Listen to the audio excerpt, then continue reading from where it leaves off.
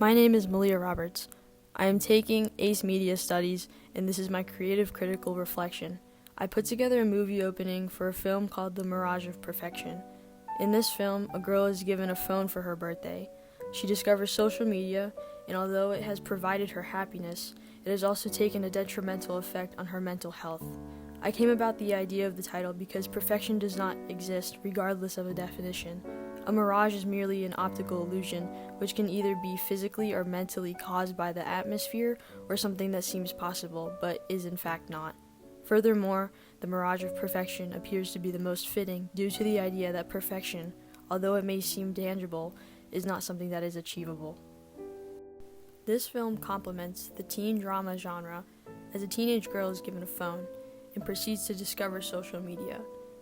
Although social media begins to grow onto her, she becomes obsessed over the popularity and attention she is receiving, which progresses into a decline in her mental health.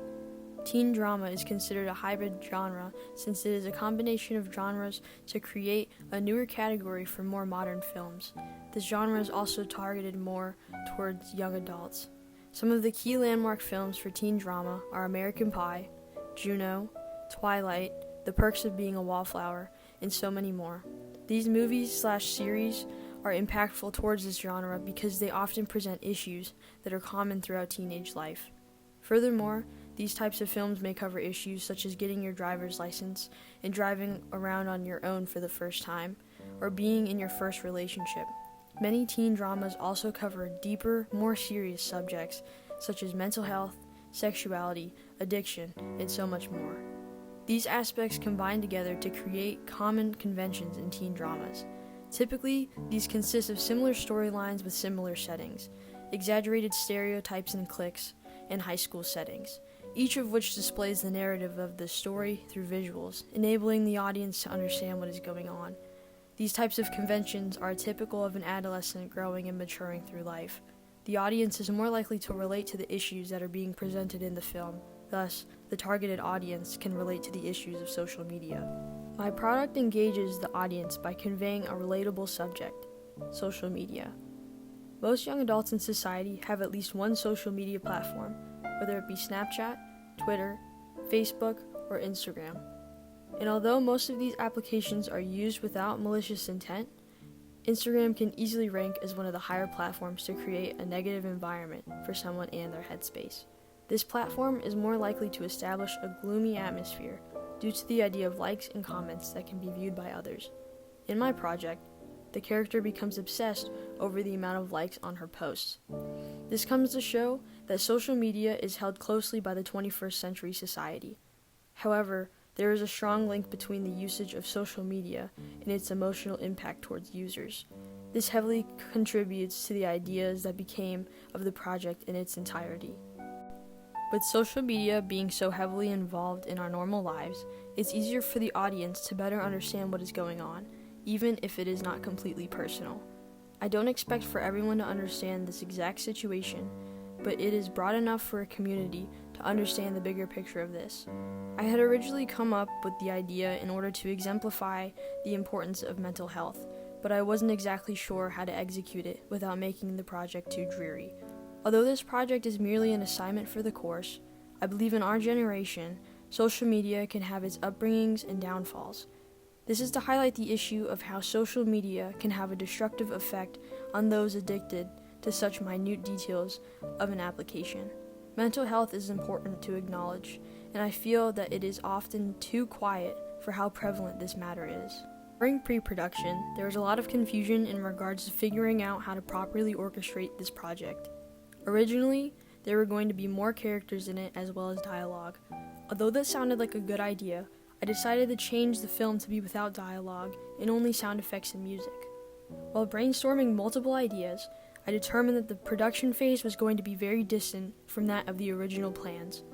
During production, newer ideas materialized, which led to major changes within the project. For instance, the final storyboard depicted the first two scenes to be in the bedroom with separate cuts, but I felt that it would create a better opening scene if it had just been a singular shot. Many of these moments occurred throughout the production of the project, including multitudes of disorganization. Eventually, I had figured out what I wanted for the project's visuals and how to execute them with ease. Some of the major decisions that I set to change were not expected, but it made the movie opener look smoother in my opinion. A big proportion of my production was very emotionally driven due to the fact that there was not a lot of audio besides the music and sound effects.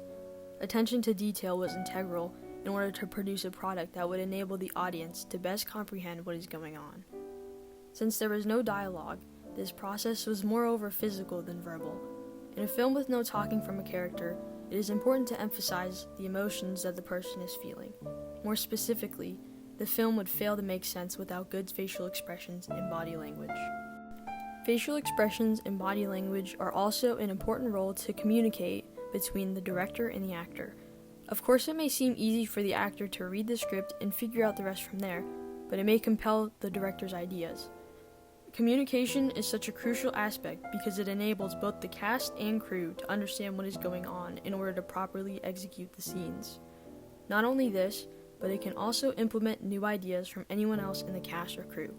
This may help the director decide from multiple options instead of being stuck on one. This was especially helpful because the people involved in this film were very adamant on making sure this was the best possible result for the project. I specifically remember discussing the opening scene for about 10 minutes before we even started filming because there were so many ideas. The entire project is based around social media, so it is implied that it would be heavily technology driven.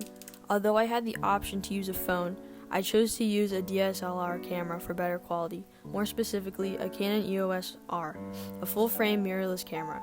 Besides the filming aspect, there were many other technology-driven props used. For example, the Alexa that went off in order to wake up the character perfectly illuminates that the 21st century is technology-based. I felt that it was more appropriate to use a modern digital clock that has more than one purpose in order to demonstrate our society. This was also a better option than using a phone, since the character did not have one until she entered the kitchen. Another example is the phone that is used throughout the project. This had to be a mandatory prop in order to accomplish the desired purpose of the production. Multiple scenes were used to depict what the character was seeing on her phone, which I think is such an interesting aspect to my project.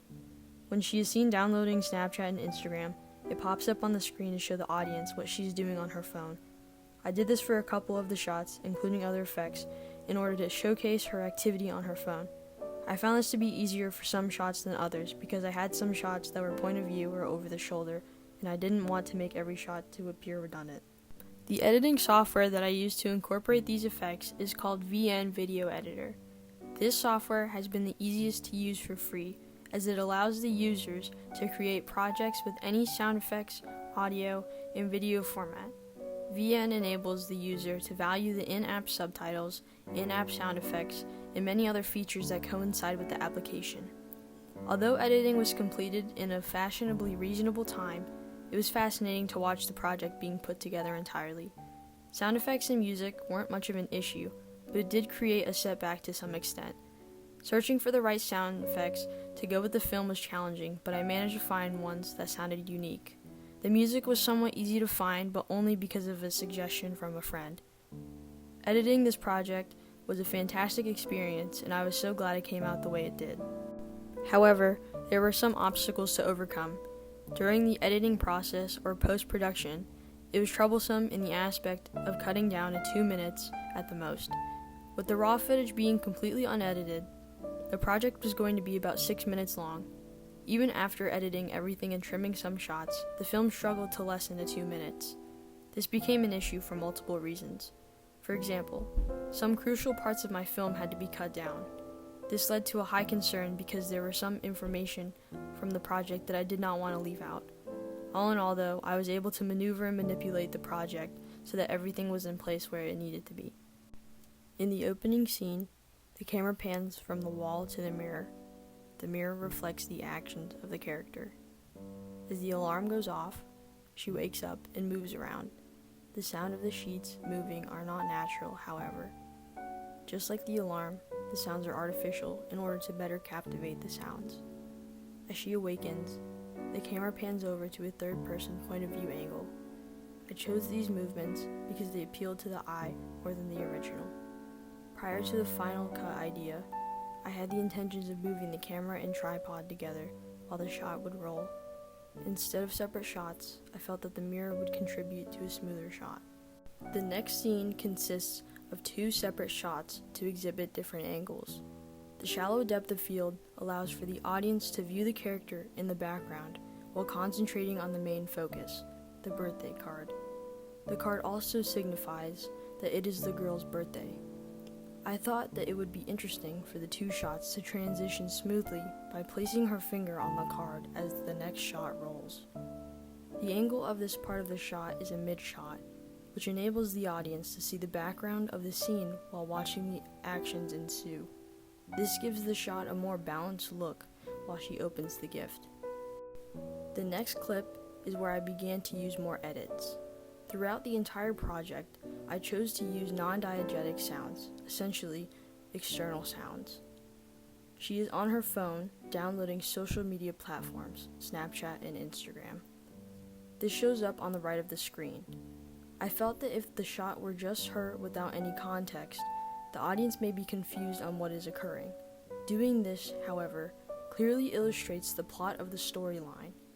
These types of edits are used often throughout the project so that it is easy for the audience to view what she is seeing on her phone without a point of view or over-the-shoulder shot. The final 20 seconds depicts the significant effect that has been imprinted on the character. Her face is no longer filled with joyous memories and pure happiness. Instead, she is filled with sadness and dejection. Since this is based on technology, I felt that it would be fitting for the sound of a phone shutting off to end the film. This then transitions into the title, The Mirage of Perfection.